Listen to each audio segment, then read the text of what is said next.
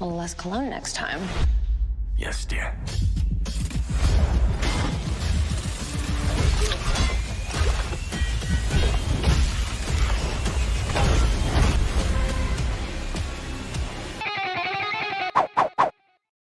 So yeah, I really enjoyed the movie. Actually, I think Renny Harlin still makes a great action flick, and I thought it was really well shot, and I especially liked that you and Aaron, as the movie goes on, as you guys get beaten up, you can kind of still see like you're just kind of looking more and more beaten up as the film goes on, which I find they never do in action movies, and I kind of appreciated that in this one.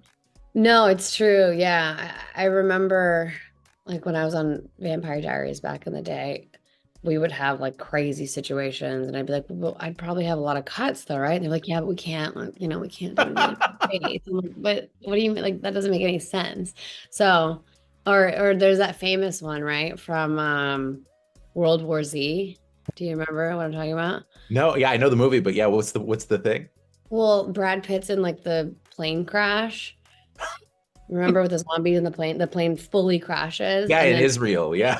he like wakes up in a chair in a tree, but his hair is like tucked behind his ear. And you're like, to like show his face, and you're like, come on, guys.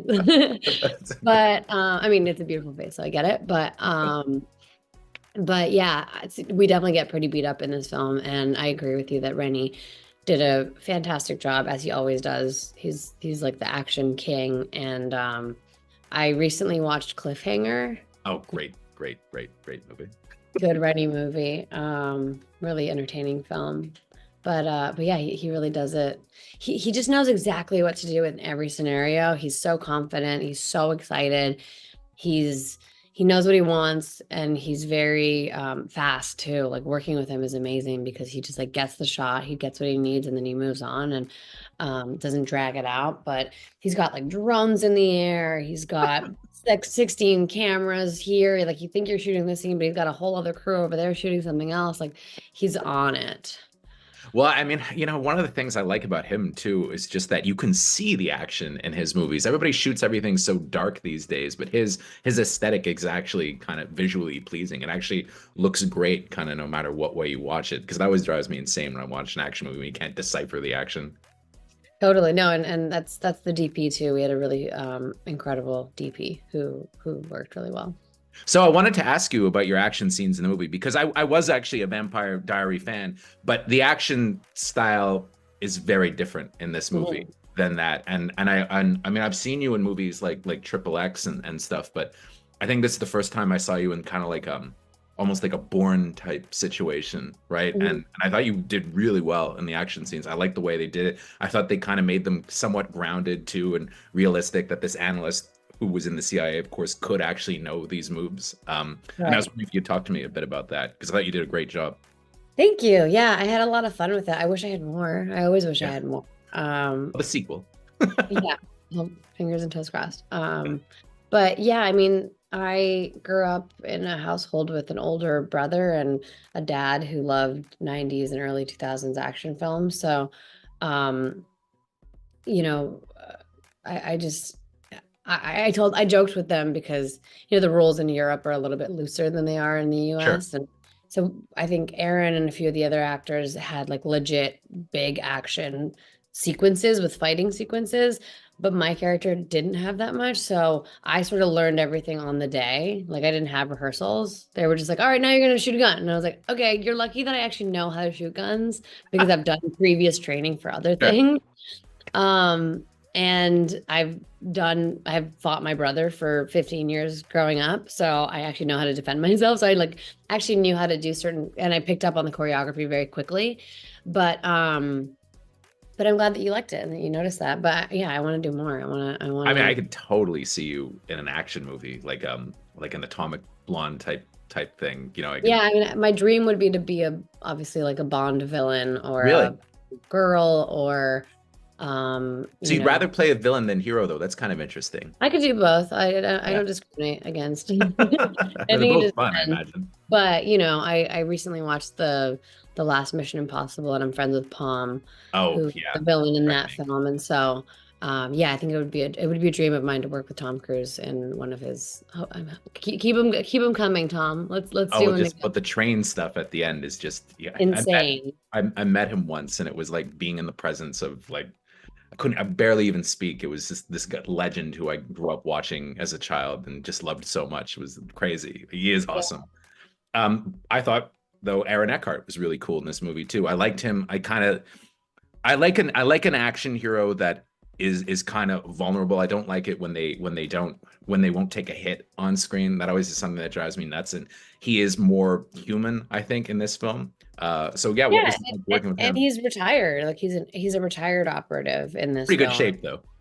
Pretty good shape, but he still gets beat up. Yeah. He's not like Superman. He's not a Marvel character. He's a real person, and he's a real person of a certain age. And so, when, like you said, we get beat up, but when he gets hurt, he then has a limp, and it's a little bit harder to do the next scene. It's a little bit harder to recover and punch in the next moment. And so, I agree. I liked that Renny really grounded it as much as possible. Yeah, I mean, I think that's being the pro though that he is. I mean, he is really truly one of the great action directors. I don't know if you've ever seen Long Kiss Goodnight, but that movie is, I think, one of the best action films ever made. Yeah, I agree. So okay, what was it? Well, I mean, I also really liked the locations though. Like, I thought it was cool that you guys shot in Greece, because I mean, that's another thing. You don't necessarily always see movies that are shot there too, and it's not on a green screen, and it's like real like reality. Yeah, I mean, we definitely the book that the movie is based on was not set in Greece. That's something that we changed because I think that's where we decided to shoot the movie. So they rewrote the script to make Greece one of the characters in the film in a Yeah. lot of ways. And I agree that that was a really interesting, different visual choice that is more appealing just because it's unique. And selfishly more fun to shoot. I'll bet. Typical locations. I had a blast. I love shooting there.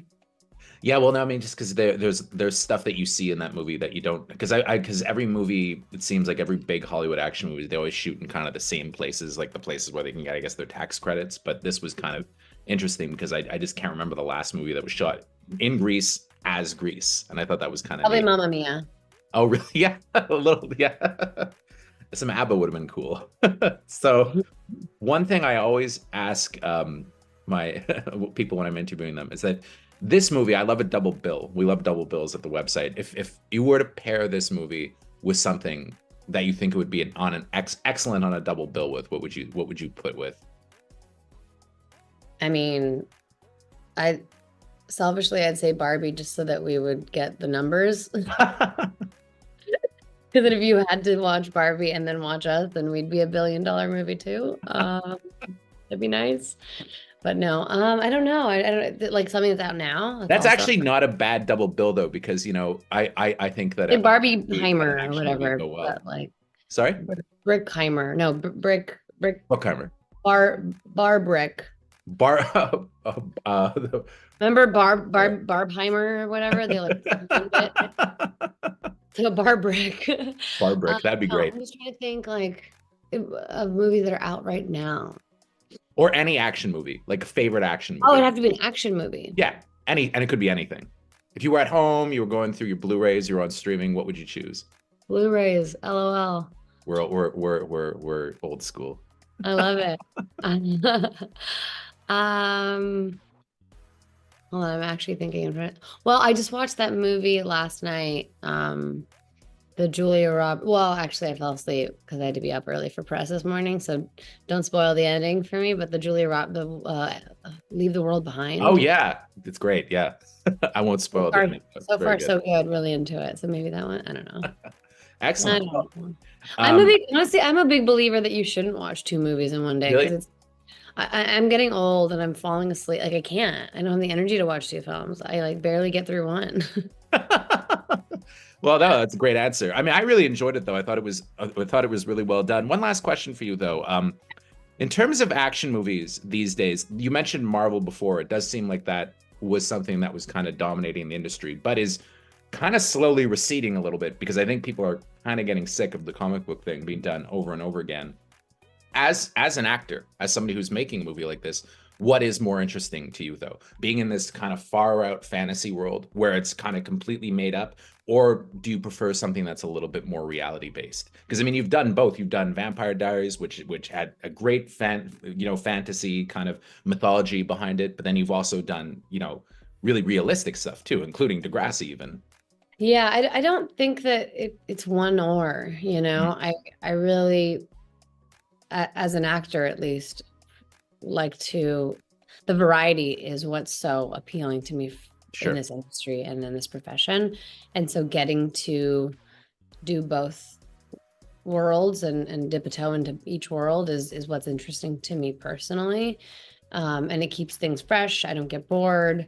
Um, I think if you're only doing action movies, or Marvel movies, anything that you do too much. I mean, being on a TV show for 6 to 9 years is everything eventually loses its sort of freshness. And so